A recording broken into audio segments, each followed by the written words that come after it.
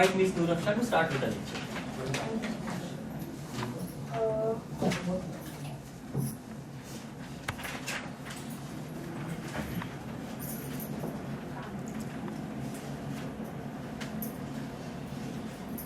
Would like to hear in English or Hindi? Speak in Hindi, it will be better for everybody to understand. हाँ. आज हम discuss करेंगे audiology and speech therapy में. Audiology and speech therapy में usually आपके hearing को detect किया जाता है, आपको हियरिंग में कुछ प्रॉब्लम है या नहीं, और स्पीच यानी बोलने में कुछ तकलीफ है. बोलने में बहुत सारे प्रॉब्लम होते हैं, जैसे कुछ लोग कुदला के बात करते हैं, वॉइस में प्रॉब्लम होता है, कुछ अटक अटक के बात करते हैं, हकलाना. इस चीज़ों पे आज हम थोड़ा डिस्कस करेंगे. सबसे पहले हम सुनते कैसे हैं. ये बेसिक ह्यूमन स्ट्रक्चर है. यहाँ से साउंड कलेक्ट होता है. ये पार्ट अपना साउंड कलेक्शन के लिए है. इधर से साउंड जाता है कनाल में, इसको कहते हैं कान का पर्दा. इधर से ये वाइब्रेशन होके इन बोन्स में जाता है, और बोन से होते हुए ये सीधा कान के नस के थ्रू दिमाग में जाता है. तो हमें जो भी साउंड है वो मीनिंगलेस साउंड से इनकोड होके ब्रेन में डिटेक्ट करके मीनिंगफुल साउंड बनता है.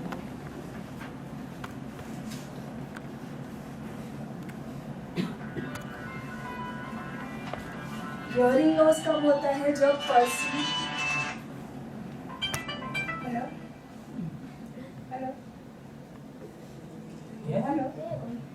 हियरिंग लॉस जब होता है जब हम दूसरों की आवाज़ें सुन नहीं पाते हैं और normal day to day conduct करने में कन्वर्सेशन प्रॉब्लम होता है.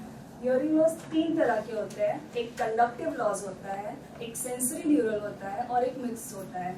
जैसा अभी मैंने आपको ये स्ट्रक्चर दिखाया, कंडक्टिव लॉस अगर आपके कान के पर्दे, हड्डियाँ, इन चीज़ों में अगर कुछ प्रॉब्लम है तो कंडक्टिव लॉस उसको कहते हैं, और वो मेडिकली ट्रीटेड है. आइदर सर्जरी और दवा से आप उसको ट्रीट कर सकते हैं. सेंसरी न्यूरल लॉस वो होता है जब आपका लॉस एक नस या उसके आगे जा रहा है. तो ज़्यादातर वो मेडिसिन से ट्रीटेड नहीं होता है, उसके लिए आपको अदर ऑप्शन यूज़ करने पड़ते हैं. सबसे बेसिक आता है हियरिंग एड, और for further we can go for cochlear implant.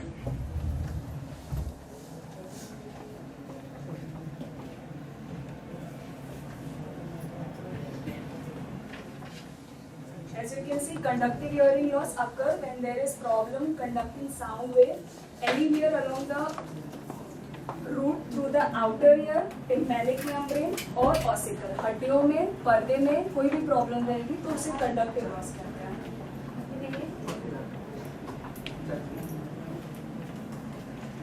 इसके कारण बहुत सारे होते हैं.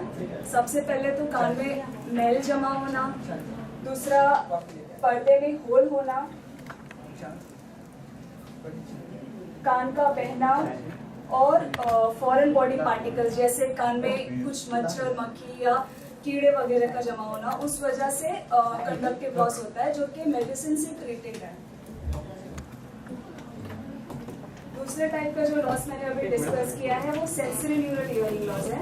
Sensory neural hearing loss mainly suggest करता है आपके नर्व्स में कुछ प्रॉब्लम होगा, उसको बोलते हैं sensory neural hearing loss.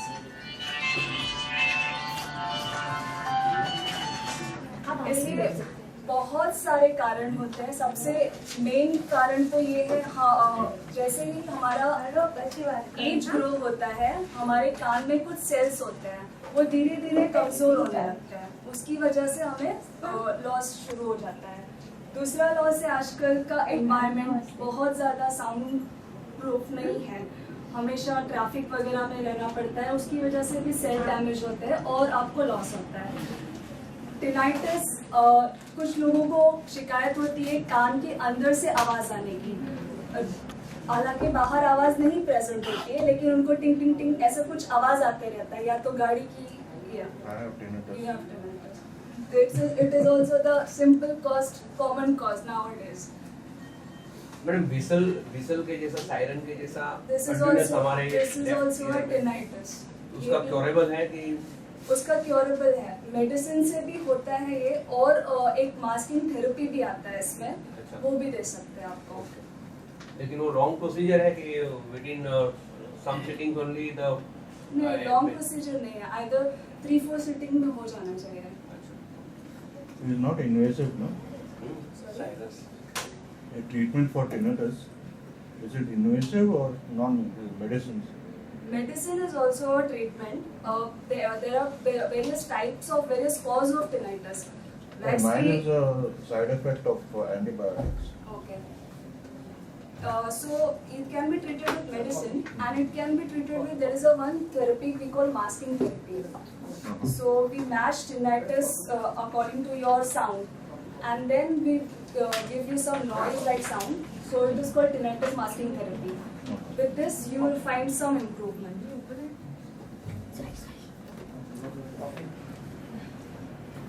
Usually when we take drugs, like बहुत दिन से मेडिसिन चल रहा है प्रोलॉन्ग, उसकी वजह से भी होता है। यूजुअली टीबी पेशेंट में ज़्यादातर ऐसा होता है